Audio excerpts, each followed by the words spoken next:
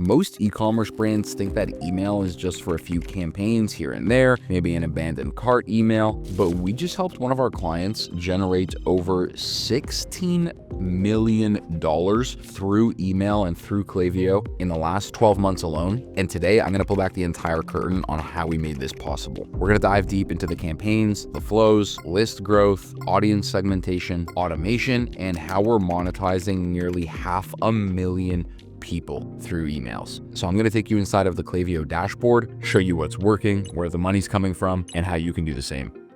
So I'll give this a quick refresh, guys. We'll start with the overall performance snapshot, right? So a total of $16 million attributed through emails over the last year, $8 million through campaigns, $7 million through flows, almost a 50-50 split. You'll see inside of email, we have a total of 2.4 million total email recipients. That's not the amount of people that are on the list. That's just how many emails were essentially sent over the last year. And, we sent basically 12 million or 2 million people, 12 million emails, right? Quite a lot.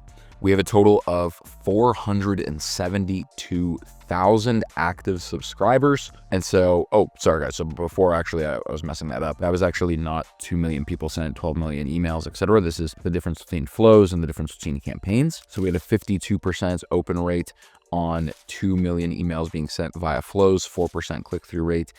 A 12 million emails sent via campaigns, 48% open rate, and a 1.48% click-through rate. Now, the thing to remember here, guys, is if you own an e-commerce brand, email is responsible for a large chunk of revenue for this brand. They didn't make $16 million in total revenue last year.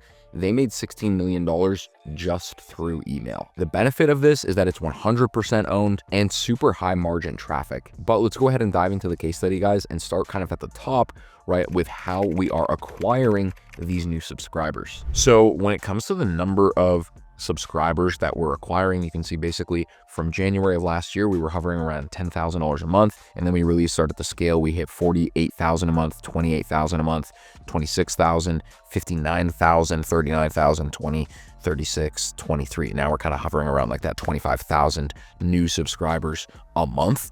But the thing to note here is that this is not random. This is intentional. And so the main source that people are opting into the email list is just a very simple welcome flow pop-up, a Klaviyo API on the actual website. This pop-up is responsible for almost 50% of our entire list, right? Close to, as I said before, over a couple 100,000 people. And the reason that it converts is because we're optimizing for intent, right? We're not just saying, hey, sign up and get 10% off. We really attempt to tailor the messaging pretty much differently every single month, whether it's based off of a collection, product, or a season. And then we're also capturing subscribers at checkout, which is huge. The key here is that all of your opt-ins need to have a clear value proposition, right? The simple 10% off isn't going to cut it because that's what every brand is offering. Now, the thing to note is that we actually do churn, right? We lose around 6,000 subscribers a month, but at this scale, right, with over 300,000, close to 300,000 people on the email list, and like I said, we're acquiring close to 20,000, 25,000 new subscribers every single month. That's still a really good sign of a healthy list. And so you want to be making sure that, hey, even if you're losing subscribers, that's okay, as long as you're making up for it in terms of acquiring new ones. Now, let's go ahead and dive into our flows. This is one of the biggest engines for email marketing revenue.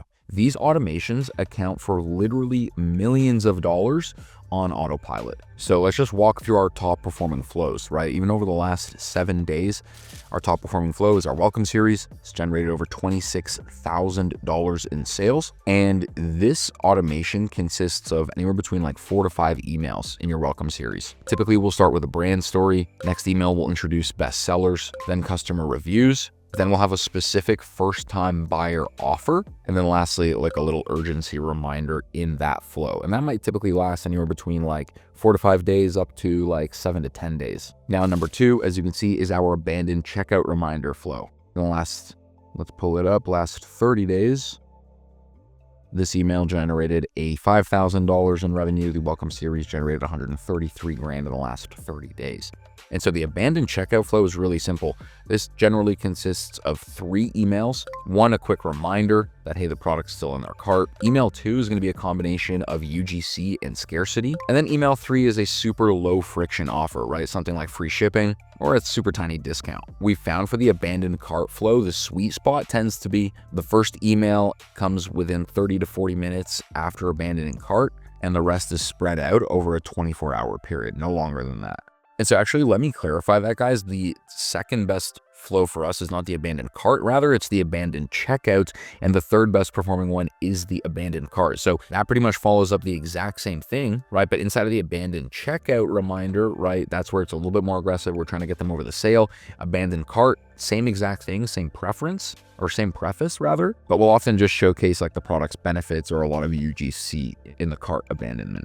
Our next best performing flow is our review request email. And so essentially you want to set this up where, a couple of days after delivery, right? Once your customers had time to experience the product, typically we'll set this up anywhere between like 14 to 15 days after the person has purchased, right? So that way we can make sure the product's been delivered. They've had time to actually, feel it, utilize it, etc. And this is where we're going to ask basically just like a couple of follow-up emails like, hey, how are you enjoying the product? Here's how you can go ahead and take care of it. Here's how you can go ahead and best get use out of it. And then finally, we're prompting them with a specific call to action to leave a review. And if they do so, they'll receive some sort of incentive, 10, 15% off. And then it's not on this list right now just because we have so many different automations for this brand. But one that we set up generally every 60 to 90 days is going to be a sunset flow. And so a sunset flow, guys, is simply where we're coming in and actually cleaning the list every 60 to 90 days. We're going to come in and identify unengaged users and basically create a win back campaign.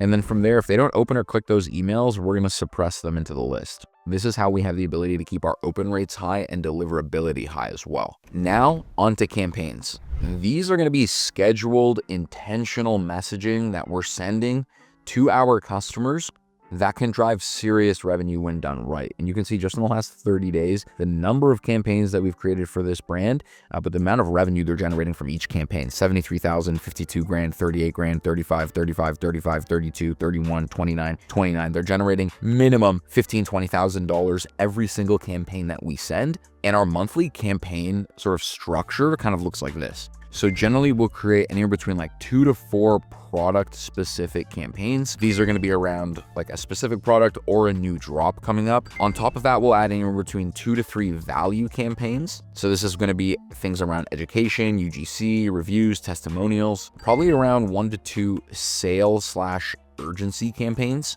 And then a handful of segmentation messaging, meaning we're going to be targeting recent buyers or VIPs or whatever the case may be for that month, but we're sending curated campaigns to a specific segment of the audience. And we'll dive into that later. But again, guys, on average, we're receiving a 48% open rate on all of these campaigns that we're sending, because we're never sending to the full list, we're segmenting it every time. And that's what separates a good email marketer from a great one: segmentation. So let's dive into that.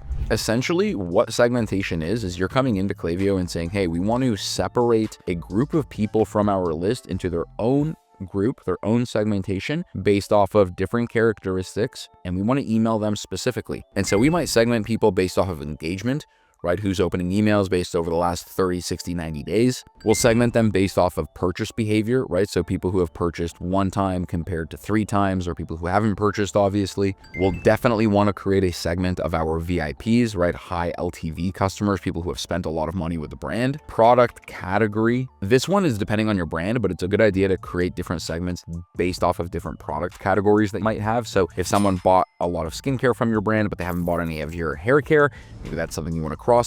Or geographical based regions, right? It's cool to, when you can kind of send them like a very specific email to them, letting them know like, hey, blah, blah, blah, based in New York, here's like an email around that, right? These are really cool, and what makes it feel a lot more personal and increases the open rates and the click-through rates. So to wrap this up, guys, what's working for this brand is what's going to work for your brand, right? Don't overcomplicate this. Even though we're generating over $16 million a year, even if you're generating 20 grand a year from your email marketing, these same principles apply. So you're going to want to make sure that you're growing your list intentionally, right? Making sure you're focusing on your pop-ups and the incentives to get people to opt in. Start with setting up your high converting flows, and get this implemented now. Don't wait any longer. Number 3 is start sending campaigns based off of segmentation, so you can send a lot higher volume, but a lot more targeted messaging as well. 4 is consistently clean your list. High deliverability equals revenue.